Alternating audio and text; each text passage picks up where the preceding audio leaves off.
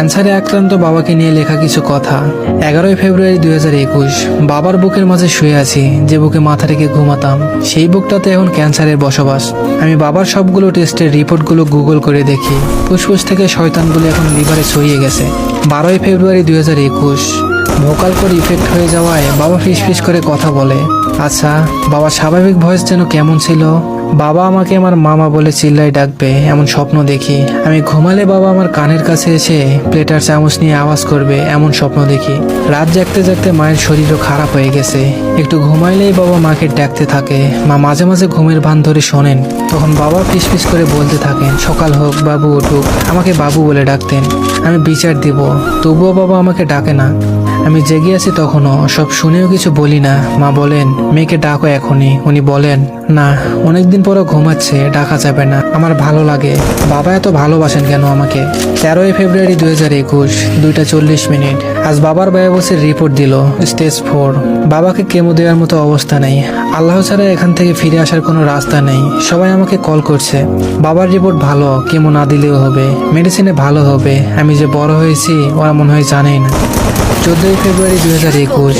আজকাল বাবা বলেন আমি চলে যাব। আমাকে ডেকে নিয়ে কোথায় তাকে শেষবারের মতো রাখা হবে সেই জায়গা আমাকে দেখান। আমাকে বুঝিয়ে বলেন যেন মনোবল না হারায়। সামনে যাকেই পান তার হাতে আমার হাত দিয়ে বলেন, আমি না থাকলে আমার মেয়েটাকে দেখে রাখো। 15 এপ্রিল 2021। আজ কান্না করতে করতে এক ফোঁটা পানি বাবার শরীরে পড়েছিল। তা বুঝতে পেরে আমার দিকে তাকালো, আমাকে বেশ কিছুক্ষণ বুঝিয়ে বলল, বাবা, আল্লাহ যদি আমাকে নিয়েও যায়, আমি আবার তোমার ঘরে ফিরে আসবো। ভয়ে কলিজা শুকিয়ে যায় বাবার কথা শুনে। আমার হাত ধরে আমার কাছে মাপ চানুনি, বলতে থাকেন, মারে, তোর জন্য আমি কিছুই করে যেতে পারলাম না। বলতে বলতে বাবা কাঁদতে থাকেন। বাবার শ্বাসকষ্ট শুরু হয়ে যায়। আমি বাবাকে বুকে জড়িয়ে থাকি বাচ্চা ছেলেদের মতো। বলি, বাবা, যতটুকু ভালোবাসা দিছো বাকি জীবন আমার এতেই চলে যাবে। হাজারো কষ্ট আসলেও আর না পাওয়ার আফসোস নেই। ফুপিয়ে কান্না করতে করতে বাবা আমার কোলে ঘুমিয়ে যায়। নড়াইলেই ঘুম ভেঙে যাবে ভেবে বাবাকে জড়িয়ে ধরেই বসে থাকি। ঘন্টার পর ঘন্টা বাবার মুখের দিকে তাকিয়ে থাকি। আমার দেখা শেষ হয় না বাবাকে। 18 এপ্রিল 2021। বাবার শ্বাসকষ্ট বেড়ে যাচ্ছে, হাঁটতে কষ্ট হচ্ছে, হুইল চেয়ার লাগছে। আজ বাবাকে নিয়ে বাইরে বেশ সময় ঘুরছি। আমার টেনে নিতে কষ্ট হবে বলে বাবার চেয়ারে বসতে চাচ্ছে না। কি অসম্ভব ভালোবাসে বাবা আমাকে। এই কষ্ট আমি কিভাবে বই বেড়াবো? আমার বাবাটা এমন হয়ে গেল কেন? 26শে মে 2021। বাবার সাথে ট্রেনে বসে আছি।